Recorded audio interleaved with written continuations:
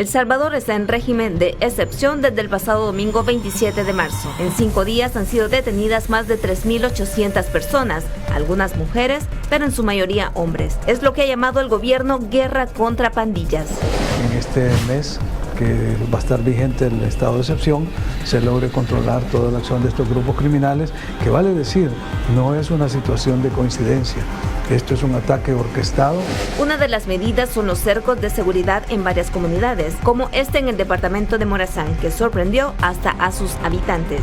Para mí fue una sorpresa porque cuando yo salí, que iba a dejar al niño, fue que vi por una parte yo creo que sí está bien los controles que tienen, pero hay algo de que a mí no me gusta. Por ejemplo, el día de hoy yo iba a dejar a mi hijo y me registraron bien el niño. Yo siento que el niño es un menor de edad y yo siento que tenían que tener un poquito más de cuidado. Lo que pasa en El Salvador no ha escapado del ojo internacional.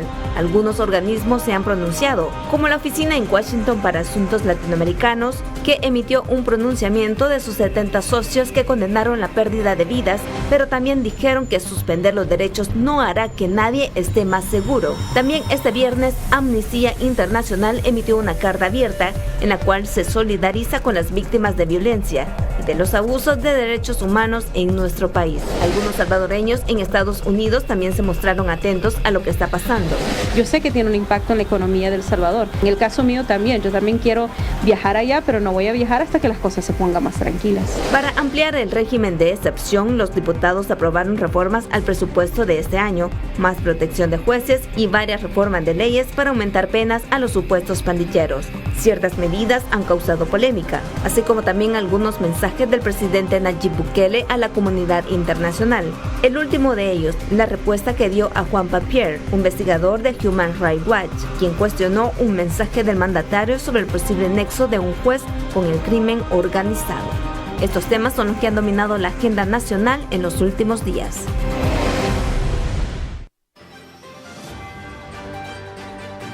Buenas noches, hoy finalizamos la semana con este tema del régimen de excepción, que ha dominado la agenda nacional. En este viernes nos acompaña en el estudio Zaira Navas, jefa jurídica del Estado de Derecho y Seguridad, y Neri Mabel Reyes, directora de noticias de Radio YSKL, y también vía Sky. Desde México nos acompañará Astrid Valencia, investigadora y delegada de Amnistía Internacional para Centroamérica. Con ellas abordaremos el actual tema del régimen de excepción, las reformas penales y sus implicaciones en la vida de nuestro país. Zaira, Mabel, buenas noches, es un gusto tenerlas aquí en el programa de verdad. Gracias, muy buenas noches, un saludo a la población salvadoreña. Buenas noches, un gusto esta noche acompañar aquí y pues compartir con Zaira y en esta investigadora especial que sabemos será enriquecedor también, Julio. Bien, quisiera poner en contexto al final cómo evalúan después de una semana, prácticamente 5 días de estar bajo un régimen de excepción. La Asamblea aprobó 8 iniciativas al presidente Bukele para mantener a las personas, incrementar pena. ¿Qué eran los primeros contextos? ¿Cómo has evaluado tú hasta este momento? Bueno, ya se habló bastante en el programa sobre las implicaciones que tiene el régimen de excepción y creo que es importante regresar a la población sobre... ¿Me permitís un momentito? Ya me dice producción que ya está con nosotros Astrid. Astrid, buenas noches. Yo sé que has hecho un esfuerzo para contactarnos, sabemos que estás en México. Es un gusto tenerte en el programa. Buenas noches, muchas gracias por la invitación. Un saludo a Zaira, a Neri y a tu audiencia. Es que nos pidió, sí, vamos claro. a hacer una excepción, ella tiene que retirarse, ¿verdad? Tiene otro compromiso, entonces quisiéramos empezar contigo, Astrid, en el sentido, ¿cómo están viendo ustedes desde la óptica internacional todo lo que está desarrollando en el país? Sí, sin duda el drástico aumento de homicidios ha puesto en la mesa con claridad de nuevo que los retos en materia de seguridad continúan vigentes, ¿no? Y la pregunta que surge ahí es la efectividad del Plan Control Territorial, ¿no? Que no solo fue pues una carta de presentación del presidente Bukele, sino también es el secreto mejor guardado de esta administración, ¿no? Que incluso la Comisión Interamericana, en su visita en loco en el 2019, pues ya decía, ¿no? La necesidad de que conozca la población estos estos elementos importantes del Plan Control Territorial. En segundo lugar, consideramos que sin duda esta alza en los homicidios requiere acciones urgentes del Estado, ¿no? O sea, acciones urgentes para resguardar la vida y para resguardar la integridad de las personas. Pero estas acciones urgentes deben de ser proporcionales, deben de ser necesarias, deben de ser efectivas y deben de estar apegadas a los derechos humanos, ¿no? Nosotros nos reunimos con el presidente Bukele en el 2019 y justamente hablábamos sobre el tema de las políticas de seguridad que iba a implementar en su administración y le decíamos que era muy importante evaluar los aciertos y los desafíos de medidas implementadas en años anteriores, ¿no?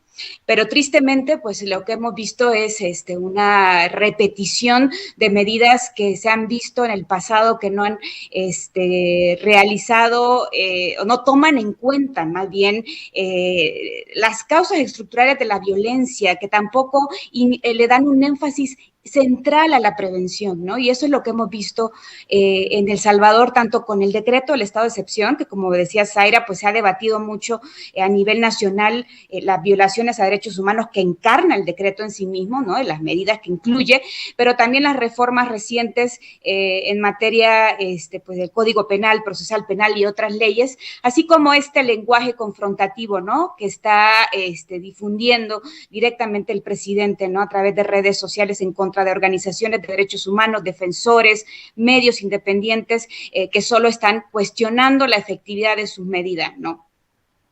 Bien, ¿cómo pudiese interpretarse que hay que separar lo que es el régimen de excepción con las reformas del Código Penal y Procesal Penal?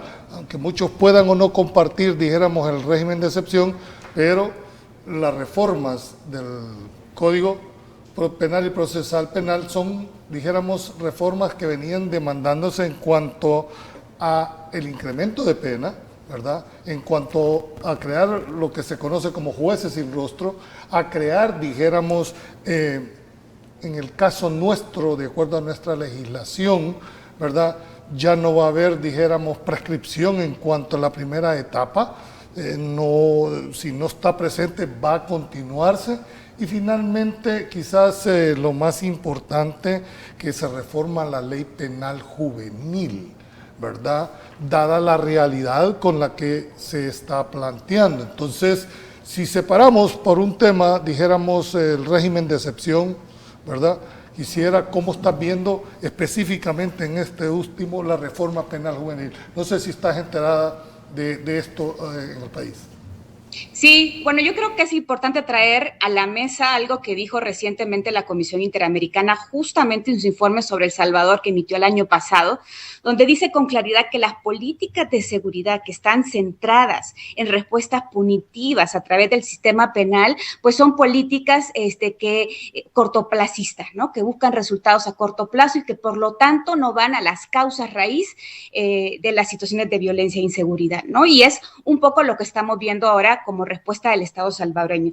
Y en tu pregunta concreta de las reformas recientes, nosotros hemos hecho un estudio exhaustivo de estas reformas y encontramos claramente graves violaciones a los derechos humanos, violaciones a las obligaciones que ha asumido el Estado salvadoreño en materia de derechos humanos. Y para darte unos ejemplos que tú mismo lo has mencionado ahorita mismo, pues por ejemplo, pues la restricción o la cancelación más bien a la declaración de rebeldía, ¿no? Lo que significa que se puede continuar el juicio y emitir una sentencia si la presencia sola de la persona imputada o acusada, ¿no? Para Amnistía Internacional, todo juicio en ausencia es injusto, ¿no? Salvo en contadas excepciones que no es en este caso, ¿no? Entonces vemos cómo diferentes elementos de la reforma pues son una transgresión a estándares internacionales, lo que tú decías, ¿no? El desconocimiento de la identidad de los jueces y juezas, ¿no? Estas han sido circunstancias que desde hace muchos años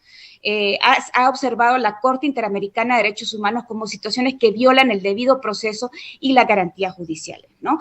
También en los preceptos reformados hemos observado en algunos vaguedad y subjetividad, lo que también es una violación al debido proceso, ¿no? Al principio de legalidad, que es una obligación también del Estado salvadoreño, ¿no? Entonces, vemos cómo la respuesta ha estado plagada de violaciones a derechos humanos cuando realmente, si se quiere enfrentar de forma forma seria e integral la situación de violencia en el país y la situación de seguridad pública, pues no se puede hacer respondiendo con violaciones a derechos humanos. Esto solo va a traer al país, va a generar una serie de arbitrariedades que ya se están denunciando, ustedes lo compartían en el video, en la cortina inicial. Entonces, ciertamente la respuesta del Estado pues genera preocupación. Veámoslo, ¿no?, en la parte puramente objetiva. Tú argumentas de que hay una vulneración al principio de legalidad, ¿verdad? Es una de las tesis que está sosteniendo, pero el principio de legalidad tiene que estar regido, ¿verdad?, que una ley habilite a un funcionario para hacer o no hacer una cosa,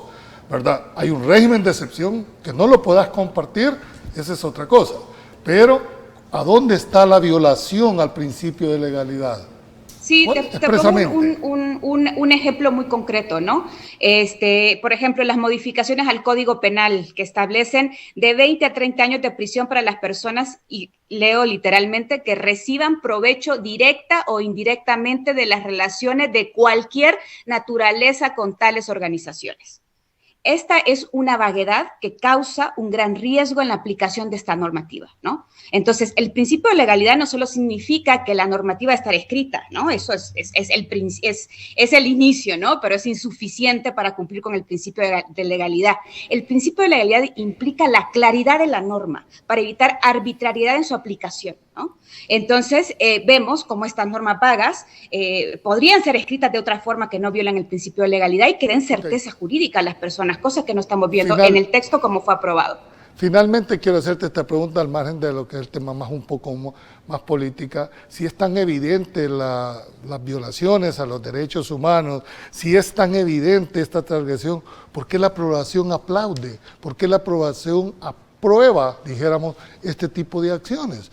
Y ¿por qué también dicen solo se ven del lado del victimario, pero no de la víctima? Es decir, no hay ningún pronunciamiento sobre ese tema. Entonces, si el abordaje debe ser integral, es decir, aquí lo hemos visto únicamente de un lado de la moneda, pero cuando ya lo ves de una manera integral, ves una aprobación de la población, ha aplaudido este tipo de acciones. Entonces, ¿cómo interpretar eso?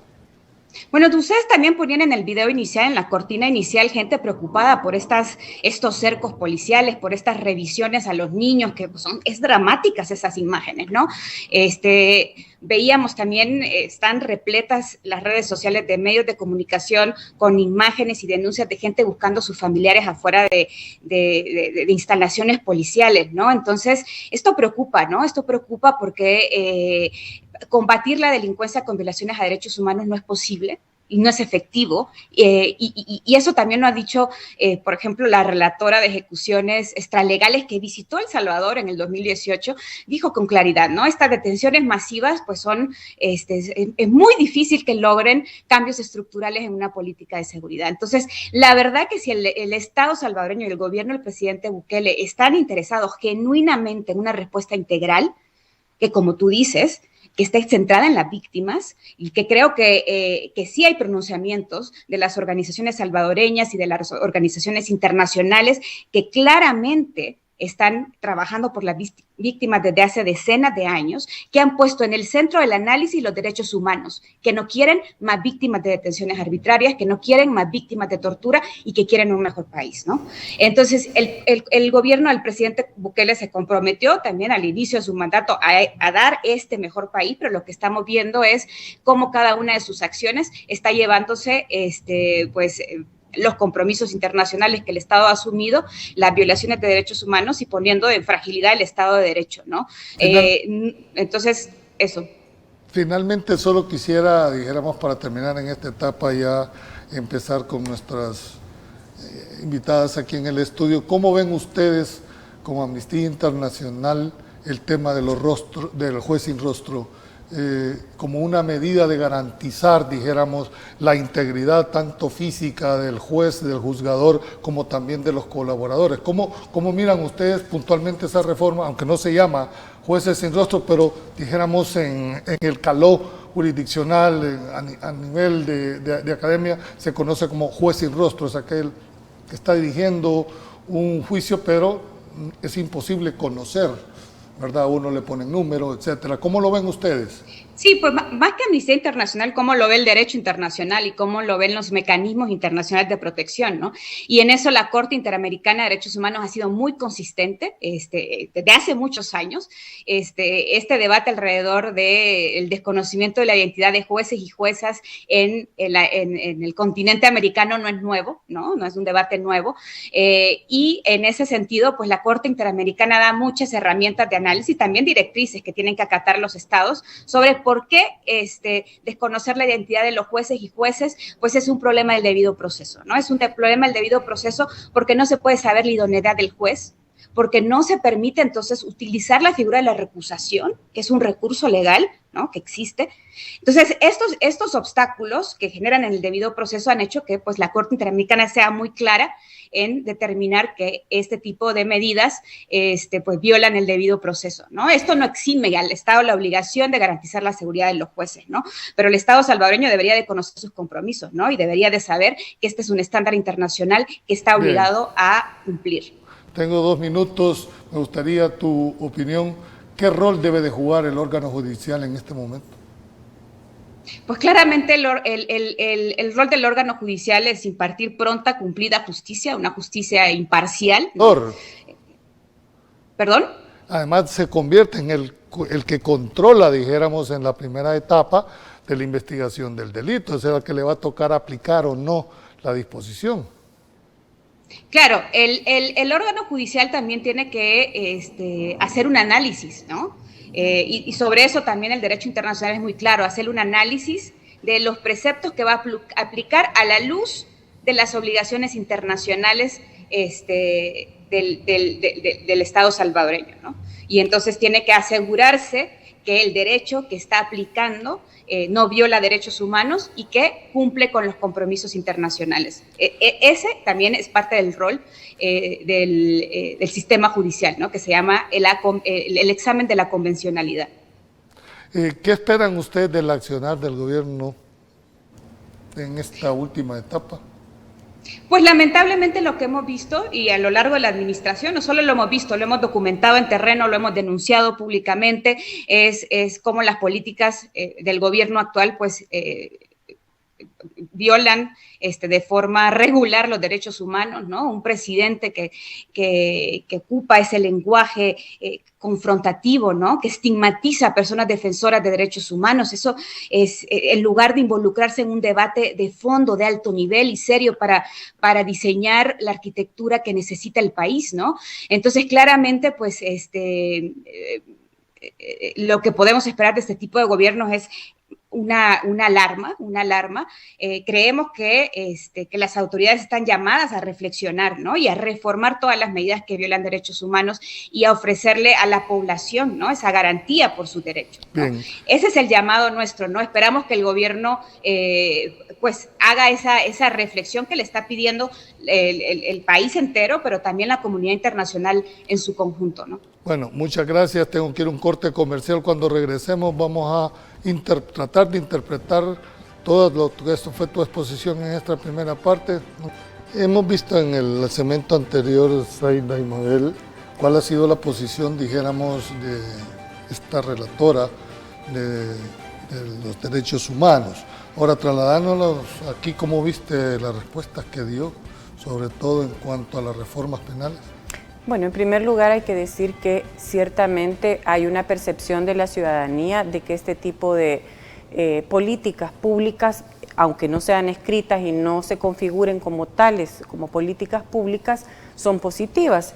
Esto lo vimos en los niveles de popularidad que tuvo Calderón Sol cuando aprobó la ley antimaras o promovió la ley antimaras, Francisco Flores con el plan Mano Dura, Tony Saca con el plan Super Mano Dura, con excepción del gobierno anterior que aplicó las medidas extraordinarias que son las que están vigentes y que son muy similares a las medidas que se han aprobado en la reforma penal. Quiero decir que esa percepción de que el manodurismo resuelve los problemas se diluye cuando efectivamente volvemos a tener situaciones críticas, violatorias al derecho a la vida de cientos y miles de personas en el país. Este repunte de homicidios que tuvimos el fin de semana pasado solo demuestra precisamente que al centro de las políticas públicas no están las víctimas. Y particularmente lo digo con respecto al proceso penal. Todas las reformas que se han realizado no son para protección de las víctimas, no son para atender a las víctimas. Hasta este momento, por ejemplo, no se conocen qué medidas se han adoptado para proteger a las 87 personas, para proteger a las familias de las 87 personas que fueron asesinadas vilmente el fin de semana. Las reformas que se han aprobado el pasado miércoles están encaminadas a algo que ya estaba en el Código Penal, que ya estaba en la Ley de Proscripción de Maras y Pandillas, que ya estaba en la Ley Antiterrorista, etc. Lo único que se ha hecho es incrementar las penas. Y cualquiera me puede decir, no, pero esto es muy importante. Por favor, en la práctica, las personas que delinquen no creen que van a ir a la cárcel, si no, no delinquieran. No saben por qué delito los van a encarcelar cuando los encarcelan, y mucho menos saben la pena que van a recibir. La razón por la que alguien comete un delito no es pensando en si va a estar más tiempo o menos tiempo preso. Dentro de lo que es la pena, una de las finalidades es precisamente ser ejemplarizante. Es decir, que aquella persona, tal vez no para él, pero sabe de que si alguien puede tener la posibilidad de tenerla, si no, no tendríamos penas. Bueno, pero el artículo 27 de la Constitución no habla de eso. Habla de que los fines de la pena son la resocialización y la reeducación de las personas que han cometido delito. En la parte readaptativa, pero en la parte represiva lleva un ingrediente de ejemplarización. No, pues no es ese el espíritu del derecho constitucional salvadoreño. El espíritu del derecho constitucional salvadoreño es humanista, y eso significa que de lo que se trata el derecho penal precisamente es hacer justicia para las víctimas, es sancionar a aquellos que han cometido hechos delictivos, pero la víctima siempre debe estar al centro del proceso penal, y eso no ocurre en El Salvador, no ha ocurrido con lo punible que es el derecho penal salvadoreño, porque todo es eminentemente represivo. O sea, ya estaba penalizado ser miembro de pandilla. Y la pregunta es, ¿por qué gobiernos anteriores que ya tenían estas reformas, ya estaba la ley antiterrorista? ¿Por qué no las aplicaron entonces? ¿Por qué no las aplicaron? ¿Por qué no se aplicaron en estos 2 años y medio en los que se anunció 2.5 homicidios pero eso diarios? Dijéramos, la pregunta que hay que, en el análisis objetivo, si ya tenían la ley, si ya tenían los instrumentos, ¿por qué no se aplicaba? Perfecto, ¿por qué no se aplicaba y por qué no se aplicó ahora que ha habido este repunte de homicidios? ¿Por qué recurrir a medidas inmediatistas, a medidas poco planificadas y hacer capturas generalizadas como las que estamos viendo? Ya llevamos 4.000. Bueno, ya están anunciando 4.000, entonces el presidente anunciaba ahora temprano 3.870 y tantas personas detenidas. 4.000. La pregunta es, ¿todas estas personas son pandilleros? Este país ya tiene perfilados quiénes son los pandilleros, ya tiene investigaciones serias, concretas, que lleven a condenar a estas personas, o solo se han hecho redadas, porque ese es el tema de fondo. Si se hubiese avanzado en la investigación del delito, en la investigación científica, en la tecnificación de la policía, toda esa cantidad de recursos que nunca antes se había tenido, si se hubiese avanzado, lo que hubiese ocurrido después de esta alza terrible de homicidios es que se hubiese ido a capturar directamente. Bien, Mabel, desde el punto de vista del periodista investigativa, tú tenés más de 30 años en esto, has visto pasar muchísima agua bajo el puente, ¿verdad? Has visto una de las posiciones de Zaire y dice, mira, ya existía la norma, lo único que se ha hecho es un incremento de pena, y entonces ahora lo que se ha hecho es aplicarla, lo que antes dijéramos había estado, aunque se tardaron 2 años, pero al final está siendo aplicada. Durante tu programa que tienes, ¿cómo has evaluado esa interrelación que has tenido con todos los funcionarios, si es que has tenido funcionarios o con las personas que has entrevistado? Bueno, creo que una opinión pública muy a favor de las acciones. El problema es complejo porque la ciudadanía ha sufrido el flagelo, como dices tú, un durante hartazgo. años. Entonces nadie había hecho nada y esa es la respuesta que te da cuando uno le pregunta a los ciudadanos, mire, aquí nadie había hecho nada. Entonces hoy que se espera, lo que quizás creo yo, y por lo que me decías de cómo he visto, cómo ha sido la evolución de las políticas en materia de seguridad, que no han sido sostenibles. Si revisamos la mano dura, la super mano dura fueron actos en la colonia Dina, donde llegaron, pero la sostenibilidad de un proceso nunca lo vimos hasta terminar. Entonces ahora uno esperaría que, con lo que decía Zaira, ¿sí saben quiénes son los pandilleros? Por supuesto, deberían tener perfilado después cuántos unieron las pandillas en este país. Entonces las autoridades deben tener esa información precisa.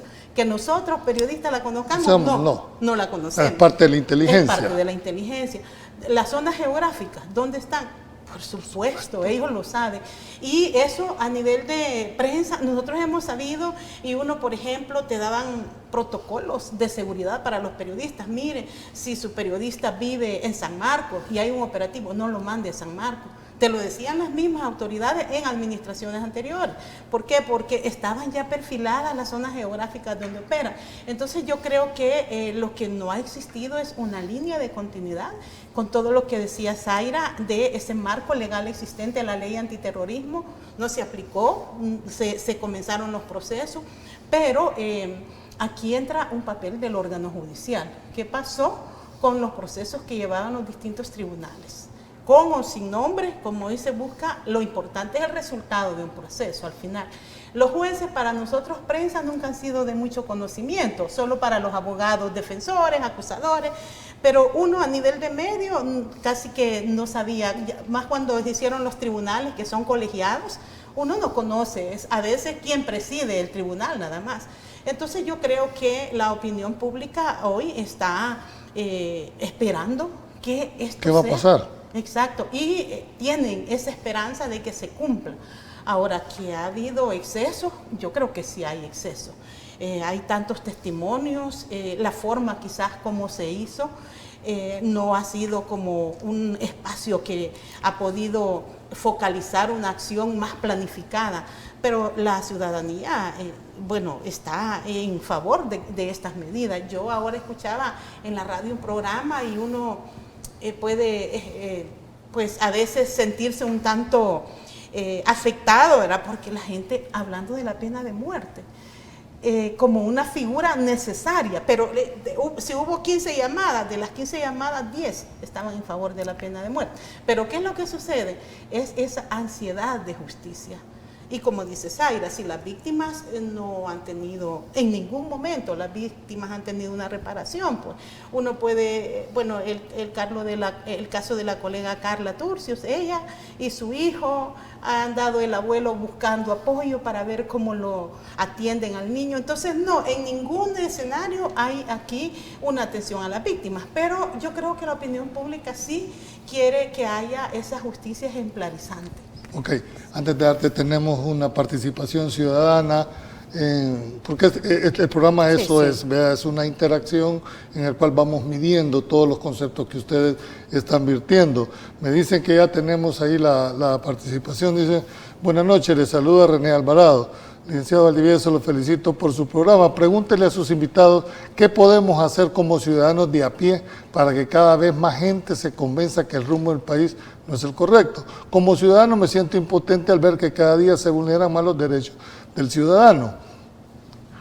Esa es una de las ópticas que puede tener, pero cuando tú haces el esbozo de materia general, ¿verdad? Ha habido una aceptación de las medidas.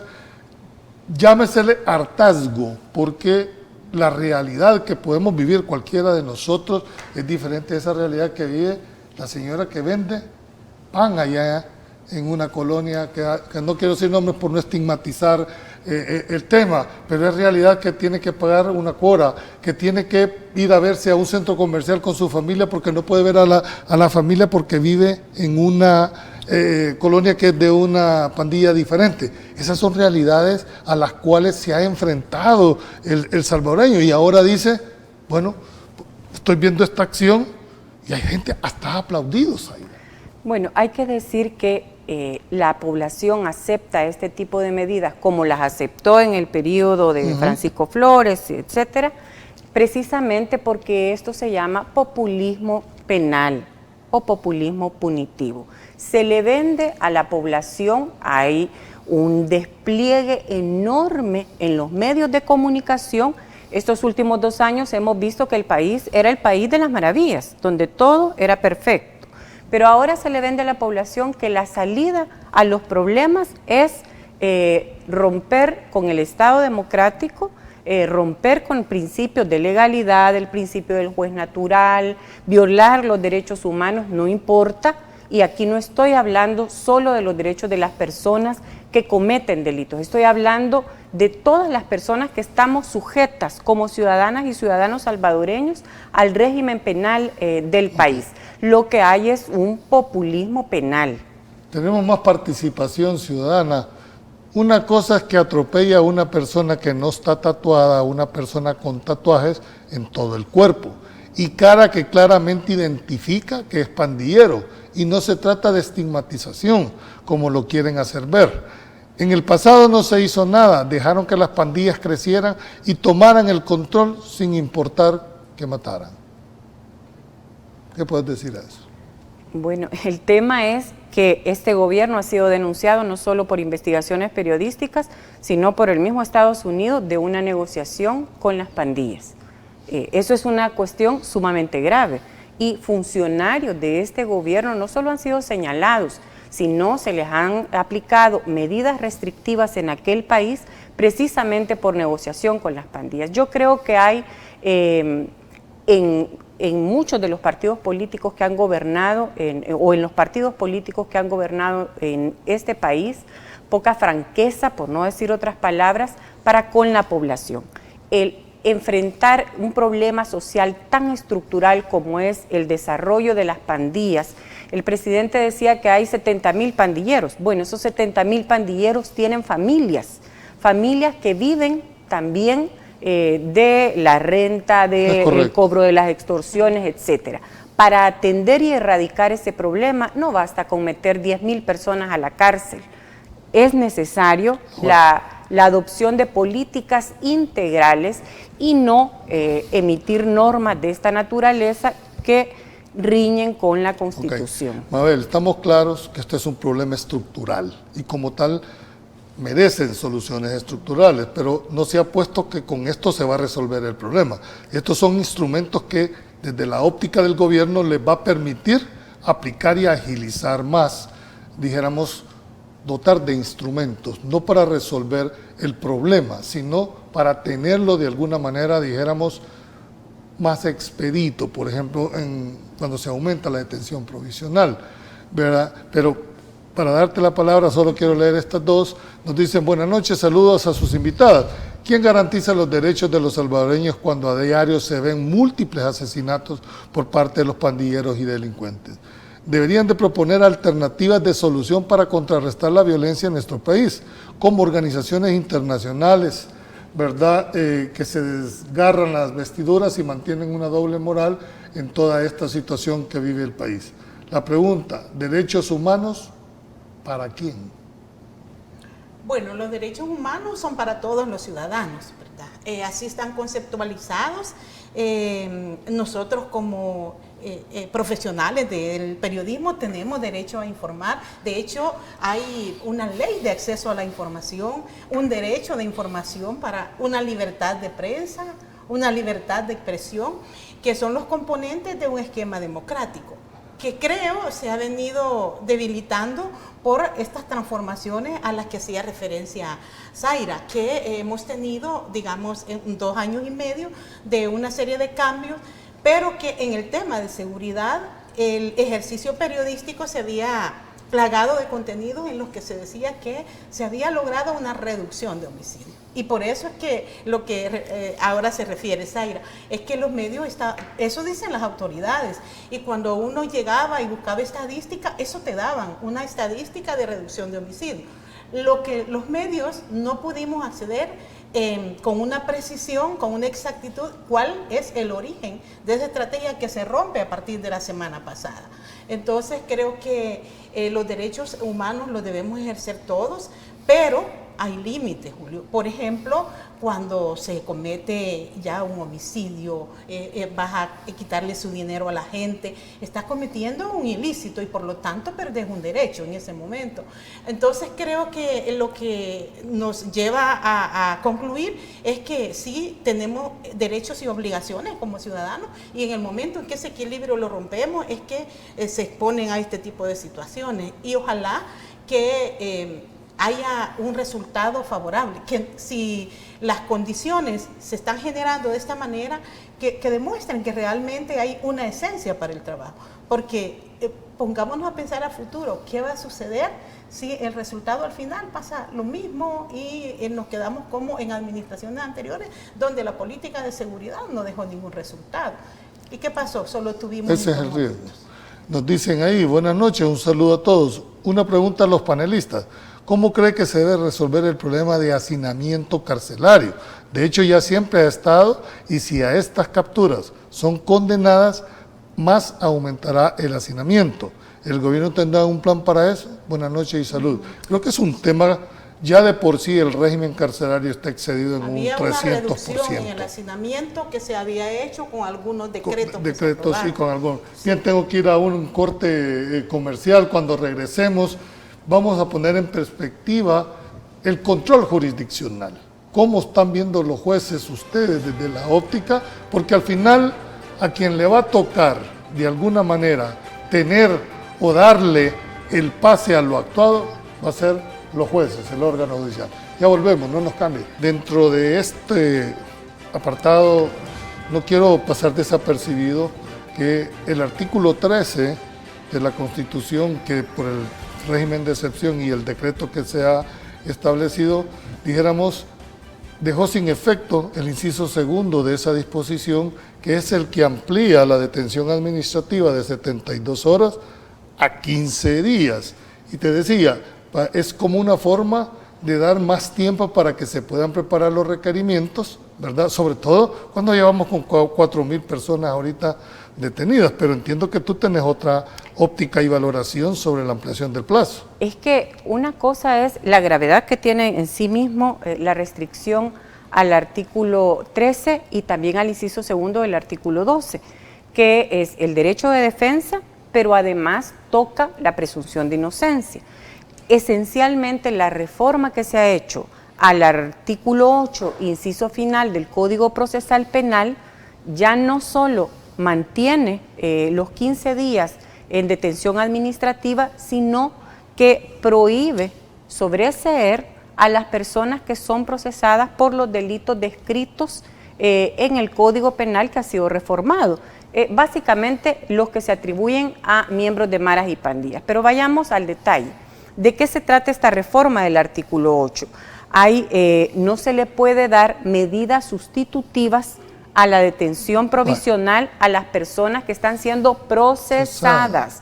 Y para procesarlas basta, porque se ha introducido una nueva figura, basta con el dicho de un testigo que no necesariamente comparece ante una instancia judicial, sino un testigo que además no debe haber estado presente, no puede no estar presente, etc. Esto da una discrecionalidad tan amplia a la Fiscalía y a la misma policía, y yo veo poco probable que esta cantidad de personas que ha sido detenida tengan un debido proceso, precisamente porque se viola el derecho de defensa. ¿Cómo van a controvertir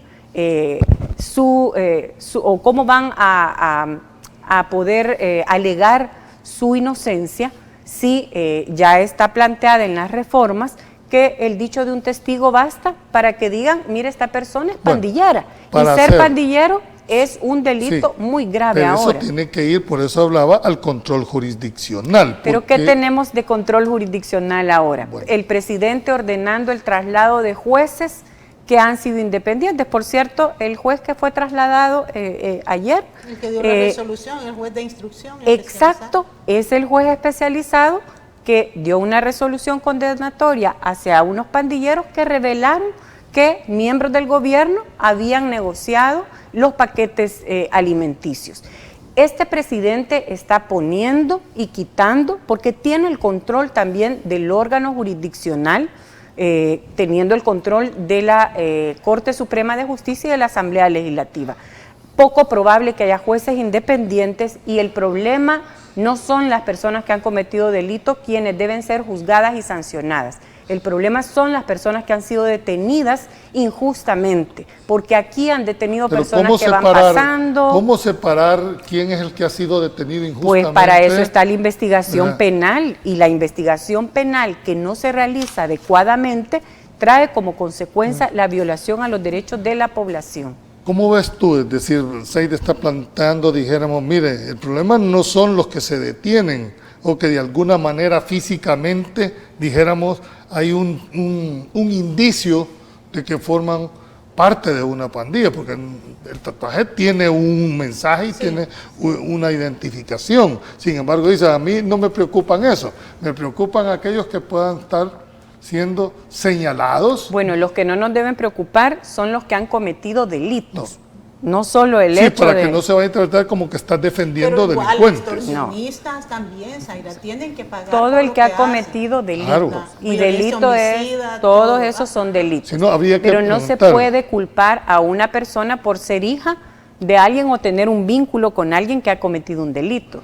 Las reformas son reformas que penalizan la supuesta relación, no solo la pertenencia, sino la relación, la posible colaboración y el posible vínculo. Pero vámonos a la realidad, Zaida. Un pandillero no solo depende él, sino su familia alrededor, de la cual depende, dijéramos, económicamente la estructura, porque hay que ponerlo en eso. Por lo tanto, el que participa también es responsable. ¿Y los hijos que son dependientes de ellos? ¿Y las abuelas que son dependientes de ellos? Correcto, pero si participas para cometer un ilícito penal, lo que pasa es que no necesariamente estas familias tienen claridad de que están cometiendo delito. No hay dolo en la conducta. No estoy muy segura de eso, de que la familia no sepa. Yo, por ejemplo, en esta reforma de la ley penal juvenil, yo le decía a un colega hoy por la mañana, ¿y qué hacen los papás de estos niños que por un teléfono celular que les dan de buena generación, empiezan como a aportarles información? Y los papás de esos niños que tienen 12 años o 14 años, ¿qué hacen? Entonces creo que hay una responsabilidad. Muchos de ellos no tienen papás. Pero ¿y quién los Familias tutela? desintegradas. Pero ¿y quién los tutela? Pues entonces hay, digamos, puede haber un vacío, pero yo no creo que ese vacío sea justificación para, mira, hemos conocido cuando uno hace las coberturas, comerciantes que llegan a vender, y me contaba una compañera que ella llegó a una zona y iba un comerciante buscando una dirección y me dice, mire, estaba un niño ahí, y el niño inmediatamente llamó al jefe que controla el sector para que le quitaran al señor lo que llevaba. Entonces uno dice, pero ¿cómo es posible que estos menores no tengan un freno para este tipo de conducta? Entonces yo creo que hay una responsabilidad de la familia y no es solo que nazcamos bien, ¿verdad? A mí de qué me sirve nacer bien si no voy a tener la oportunidad de un desarrollo y una familia integral, como decía Zaira. Creo que esas son deudas, pero no son de 5 años, esas deudas las traemos de la posguerra. Es decir, yo creo que pasado la guerra, que debe haber previsto una reinserción de verdad a la sociedad, esas consecuencias las estamos pagando ahorita. Aquí no hubo reconciliación en realidad. Es decir, se separaron los fusiles, pero las causas estructurales se han mantenido. Claro, a mí no me choca ver a un menor de 12 años, por supuesto, pero también estoy consciente de que esos menores han quitado la vida a personas. Son realidades que no las podemos ocultar. Aquí nuevamente volvemos a ese concepto que se ha generado sobre la responsabilidad penal de los adolescentes. Solo el 10% de los delitos, y no estoy justificando, insisto, solo el 10% de los delitos son cometidos por adolescentes. La cantidad de niños de 12, 13 años procesados y sancionados por cometer homicidio es sumamente baja. Entonces, la justificación de que un niño de 12 años deba ser tratado como adulto, no es una respuesta integral, porque ese chico de 12 años entra al sistema penal a los 12 y sale a los 22 sin un verdadero proceso. No, pero así va a salir. Así va a salir. Son 10 años.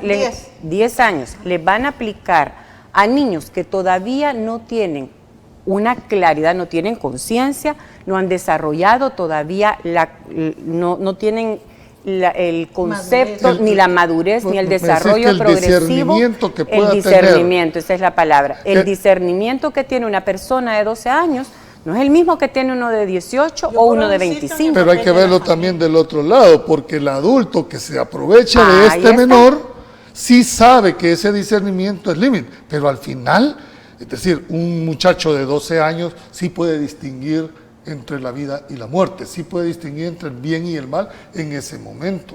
O sea, como sentimiento, yo tampoco trato de justificar, estoy diciendo que al final la realidad está tratando de imponerse. Pero no estamos hablando que los niños de 12, 13 años son homicidas.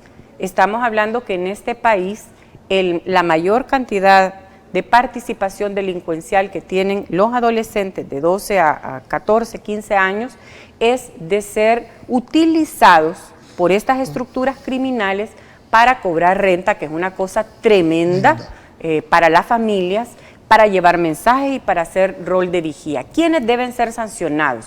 Estos adultos que utilizan a los niños. ¿Cómo deben ser tratados esos adolescentes? A partir de procesos de inserción y de educación. ¿Las familias tienen responsabilidad? Sí, las familias tenemos responsabilidad y la sociedad también tiene responsabilidad. En la medida que no tenemos programas educativos integrales y no los hemos tenido en todo este tiempo, no tenemos programas de educación, programas de deshabituación de la drogodependencia, de todos estos efectos sociales que se generan por la violencia que hay en el país, y las instituciones de niñez, ahora, por favor, ¿qué programas tienen para protección? Yo creo, y aquí te lo quiero plantear, este es un problema complejo, estructural, que no se resuelve de la noche a la mañana, pero tiene que ponerse un orden para pasar de aquí para adelante. Es decir, aquí tenemos que atacar el sistema económico que hay en el país. ¿Cómo lo vas a abordar? 2, ¿qué alternativa le vas a dar a esta gente? 3, la parte de prevención, la parte de reinserción y la parte de readaptación, porque no solo es este tema, pero hoy por hoy... Solo es la persecución. Porque hay un control territorial, porque no nos engañemos. Sí. En la práctica quien tenía el control... Las pandillas. Eran las pandillas. Entonces, ¿qué ha hecho el Estado? Pegó el tablero. Y un momento, el control ahora lo voy a ejercer yo. Perdone, pero... Bueno, ese es el reto que le va a tocar si lo va a hacer sostenible, ¿no? Exacto, y esa es lo que las comunidades y las personas trabajadoras y honradas que viven en estas zonas, donde pues tradicionalmente ellos sabían ahí que tenían que llegar a una determinada hora, que otros llegaban con las luces abajo y otros a luces altas, eran las condiciones que tenían y estaba bajo control de esos grupos. Ahora que ha sucedido esto, ellos dicen, reclaman, ¿cuánto tiempo va a estar estas medidas? Esa es la gran interrogante y el reto que tiene el gobierno. Cuando uno las entrevistas te dice, a ver, ¿qué pasa cuando se retiren? Esa es la expresión que dice. Entonces creo que, como lo planteaba Julio, sí, aquí se ha fortalecido hoy la persecución, no hay programas no ha habido programas de reinserción para nada. La prevención muy débil. ¿Qué hacen las alcaldías? Le preguntábamos a un alcalde y dice el alcalde, mire, si yo no tengo FODES para hacer tareas de prevención. Entonces, ¿y las alcaldías qué papel van a tener? No conocemos, porque tampoco, en esto creo que quizás es una falencia, no ha habido una articulación con gobiernos locales, con organizaciones no gubernamentales. Hoy hablaba con aldeas infantiles SOS, atendiendo niños en condición de vulnerabilidad.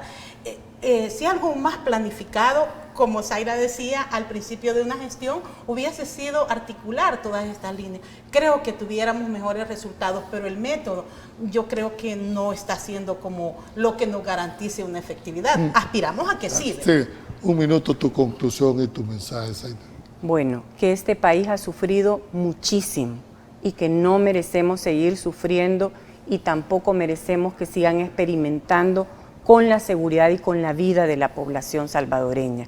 Políticas integrales implican prevención, persecución del delito, rehabilitación, reinserción, y para ello se requiere inversión en programas sociales, en educación y en no criminalizar la pobreza. Bien, hemos llegado al final del programa. Quiero agradecerles de verdad por ese enfoque profesional que han hecho, pero sobre todo a usted, amigo televidente, que es en su hogar el que va a sacar las conclusiones que hemos tenido esta noche en el programa.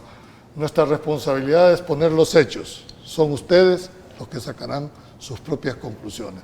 Pasen un feliz fin de semana, que Dios los bendiga y nos vemos el lunes, que arrancamos con la semana de un tema que también va a generar muchísimo que llamar, y es el tema de las pensiones. Así es que no nos cambie, el lunes estaremos aquí abordando un tema de dimensiones complicadas. Buenas noches, que Dios los bendiga.